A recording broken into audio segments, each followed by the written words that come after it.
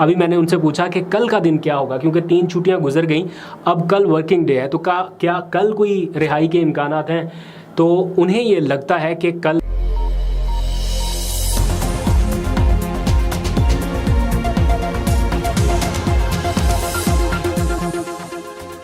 बिस्मिल्लाहिर्रहमानिर्रहीम, अस्सलाम वालेकुम। पाकिस्तान और दुनिया भर में देखने और सुनने वालों को अब्दुल कादिर का सलाम। 76वां यौम आज़ादी खैरियत से गुजर गया। अब बस आखिरी लम्हात हैं, जब तक आप ये व्लॉग देख रहे होंगे तो इंशाल्लाह खैरियत से गुजर जाएगा। पाकिस्तानियों ने बड़े ज़बरदस्त अंदाज में इस दिन को मनाया है। बेशक जो भी ग्राउंड रियलिटीज़ हैं या जो भी हालात हैं, लेकिन मायूस फ़िलहाल नहीं दिखाई दिए और पूरे जोश व जज्बे के साथ मनाते हुए नज़र आए हैं। आज़ादी की शाम अब से कुछ देर पहले साबिक वज़ीर आज़म शहबाज शरीफ साहब भी वज़ीर आज़म हाउस को छोड़कर रुखसत हो गए हैं लाहौर के लिए। छोड़ दिया वज़ीर आज़म हाउस उन्होंने, उसको भी आज़ाद कर दिया और वापस चले गए हैं।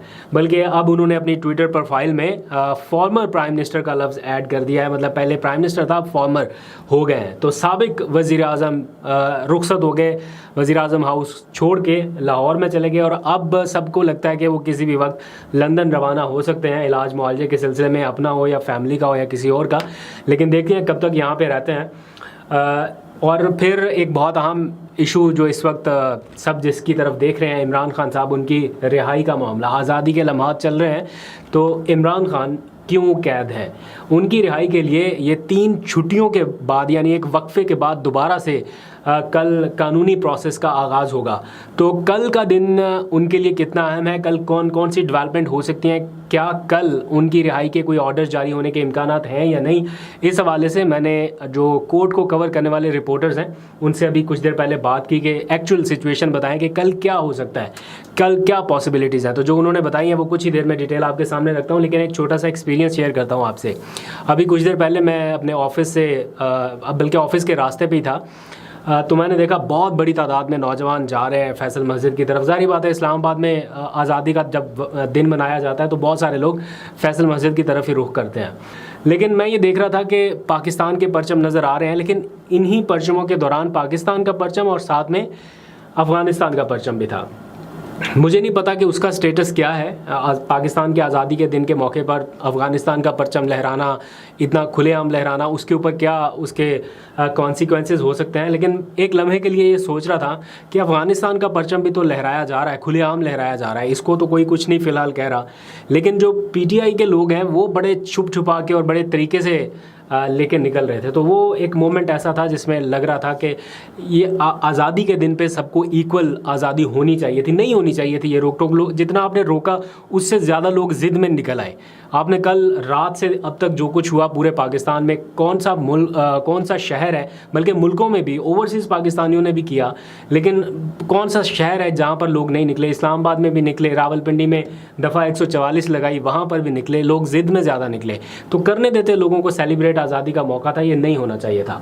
बहरहाल एक और भी चीज़ है कि लोग एक्सपेक्ट भी फिर PTI से ही करते हैं। जैसे ठेका भी सिर्फ PTI ने उठा रखा है, बाकी किसी पार्टी के परचम आपको बहुत कम नज़र आए होंगे। स्टॉल्स के ऊपर भी बिकता है तो सिर्फ PTI का झंडा ही बिकता है, वो भी छुपा के रखते हैं कहीं पे, जब ऑन डिमांड निकाल के देते हैं कि जनाब ये है हमारे पास, लेकिन रोका हुआ है बेचने से, इसलिए ज़रा छुप छुपा के उन्होंने बेचे। तो बाकी ना आपको JUI फे के, ना मुस्लिम लीग नून के, इस तरह की कोई चीज़ नहीं नज़र आई।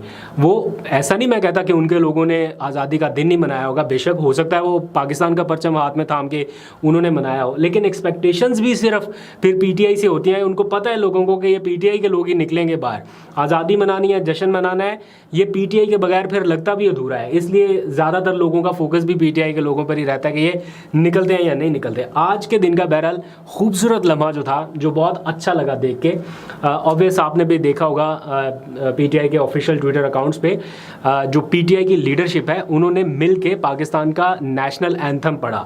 असीरी के लम्हात में कुछ लोग हैं और कुछ जो बाहर हैं, वो जो छुपते छुपाते फिर रहे हैं, जिनको गिरफ्तारी का ख़दशा है या जो इन हालात की वजह से दरबदर हुए हैं, उन्होंने भी वीडियो पर आकर नेशनल एंथम पढ़ा। और उनके नेशनल एंथम पढ़ने के अंदाज़ को आप देखें, किस तरह तरन्नुम के साथ वो पढ़ रहे थे, कोशिश कर रहे थे, और पता चल रहा था कि वतन से मोहब्बत का क्या जज्बा है, क्या इजहार है। और पता नहीं किन हालात में है, कुछ की दाढ़ियाँ बड़ी हुई हैं, कुछ की शेव बड़ी हुई है, कुछ के चेहरे जो हैं वो पहले जैसी रौनक नहीं है, पता नहीं किन हालात में कहाँ पर कैसे छुपते छुपाते फिर रहे हैं, लेकिन स्टिल समहाउ उन्होंने मैनेज किया। और मैं वो देख रहा था तो पीटीआई का तराना एक एक फ़िक्रे में सब लोग पढ़ते जा रहे थे। तो आई वॉज थिंकिंग कि इमरान खान अगर कैद ना होते तो शायद आगाज़ उनसे हो जाता। तो जैसे ही तराना ख़त्म हुआ, वो फेड आउट होने लगा उसकी ट्यून, तो मैं अभी बैक स्पेस दबाने ही वाला था तो एंड पे इमरान खान की आवाज़ आई, पाकिस्तान जिंदाबाद। तो वो समहाउ उन्होंने मैनेज कर लिया, उनकी टीम ने तो बड़ा क्रिएटिविटी का मुजाहरा किया कि बिल्कुल एंड मोमेंट पे उन्होंने इमरान खान का एक चंक लगा दिया, पाकिस्तान जिंदाबाद। जैसे अमूमन कौमी तराना पढ़ने के बाद लोग पाकिस्तान जिंदाबाद का नारा लगाते हैं, तो एंडिंग नोट जो था वो बहुत ही ज़बरदस्त था, बहुत शानदार था। तो ये आज के दिन की एक मेन हाईलाइट थी और क्रेडिट जाता है उनकी टीम को, जिस तरह से क्रिएटिव टीम ने ये सारा प्लान किया और सब लोगों से उन्होंने चंक्स मंगवा के उसको एडिट किया, तो वो काफ़ी अच्छा रह गया। फिर इस मौके पे थोड़ा सा मैंने जिक्र करना है पीटीआई की उन ख़वातीन का, फिर इमरान खान के केस पे बात करते हैं। पीटीआई की वो ख़वातीन जो इन दिनों कैद हैं, आज़ादी के इन लम्हात में, आज़ादी के इन दिनों में कुछ लोगों के ऊपर सख्तियाँ ज़्यादा हैं। कुछ लोग तो हैं ना जो शायद कसूरवार होंगे, जिनका कोई जुर्म होगा, लेकिन बहुत सारे लोग ऐसे हैं जिनके ऊपर जुर्म साबित भी नहीं है। कल को हो सकता है और होगा भी इंशाल्लाह कि लोग रिलीज़ होना शुरू होंगे, जुर्म साबित ना हुआ तो कल उनके दिलों पर, उनके जहनों पर क्या गुजरेगी कि हम आज़ादी के लम्हात में असीर क्यों बने। तो उनमें सनम जावेद हैं, तैयबा राजा हैं, यास्मीन राशिद हैं, आलिया हमज़ा हैं, खदीजा शाह हैं और भी बहुत सारी ख़वातीन हैं जो शायद कहीं ना कहीं जेलों में कैद हैं। अब आ जाइए इमरान खान साहब की रिहाई के मामले पर, कल क्या हो सकता है, पॉसिबिलिटीज़ क्या हैं। तो कोर्ट रिपोर्टर के मुताबिक, चूँकि मैं इस्लामाबाद हाई कोर्ट को कवर नहीं करता इसलिए एग्जैक्ट तो मैं नहीं बता सकता, लेकिन जो साल से 8-8 10-10 साल से इस प्रोसेस को कवर कर रहे हैं उनके मुताबिक मैं ये आपको बता रहा हूँ। अभी मैंने उनसे पूछा कि कल का दिन क्या होगा, क्योंकि 3 छुट्टियाँ गुजर गई, अब कल वर्किंग डे है, तो क्या कल कोई रिहाई के इम्कानात हैं।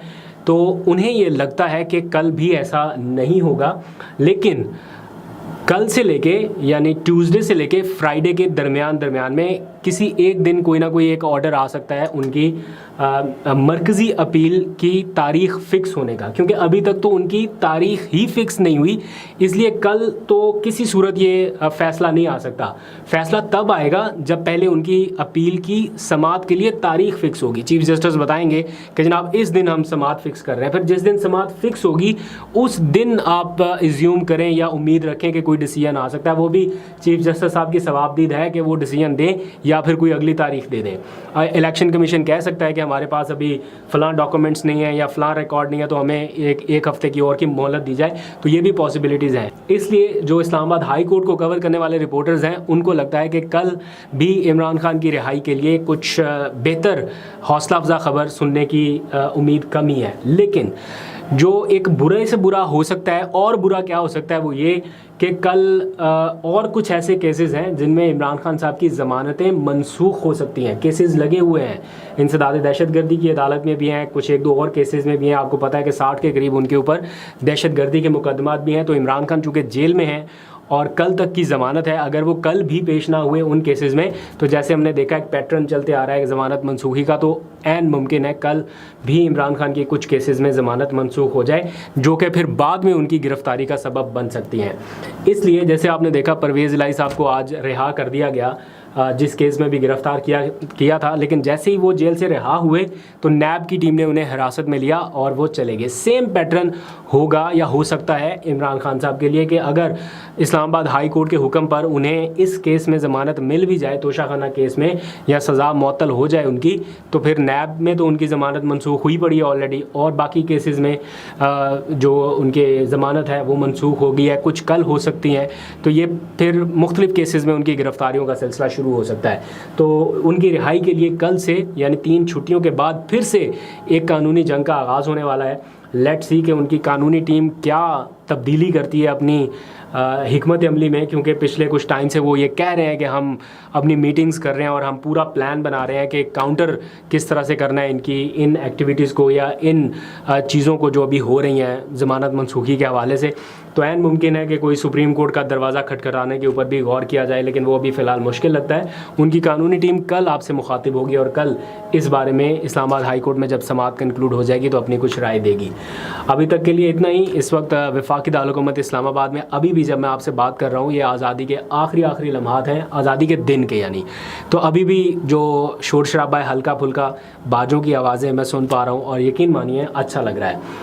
अभी पाकिस्तान आहिस्ता आहिस्ता जिन हालात की तरफ आगे बढ़ रहा है, दैट इज़ वही चीज़ है या वही रास्ता है जिसकी तरफ हमें बढ़ना है, इंतखाबात की तरफ। एक हुकूमत अपना टेन्योर मुकम्मल करके रुखसत हो चुकी है और अब हमने इंतखाबात की तरफ बढ़ना है। इलेक्शन कमीशन हल्का बंदियों के ऊपर चल रहा है, निगरान काबीना कल से तैनात होना शुरू हो जाएगी या नॉमिनेट होना शुरू हो जाएगी। तो अल्टीमेट जो एंड रिज़ल्ट इसका होना है वो इंतखाबात ही होने हैं। तो इंतखाबात अगर साफ़ और शफाफ कराने हैं तो उसमें PTI और इमरान खान का मैदान में होना ज़रूरी है। उनके बग़ैर अगर इंतखाबात कराए गए तो फिर उनके नतायज को तस्लीम करना ना करना, ये पाकिस्तान एक अलग डिबेट में चला जाएगा। अभी जितने भी मसाइल में हम फंसे हुए थे अभी तक पिछले 1-1.5 साल से, अभी लगता है कि एट द मोमेंट वो मरहला एक बार निकल गया, अब हम बेहतरी की तरफ जा सकते हैं, मौका है, जा सकते हैं। निगरान हुकूमत आ चुकी है, जो जिस हुकूमत की वजह से मसाइल थे वो घर चली गई है। काश अभी से हम अपनी डायरेक्शन बेहतर तय कर लें। काश आज के दिन की मुनासबत से हमारी भी ये दुआ है, अल्लाह ताला पाकिस्तान के हालात पे अपना रहम करम और फजल फरमाए। अपना बहुत सा ख्याल रखिए। अल्लाह हाफ़िज़।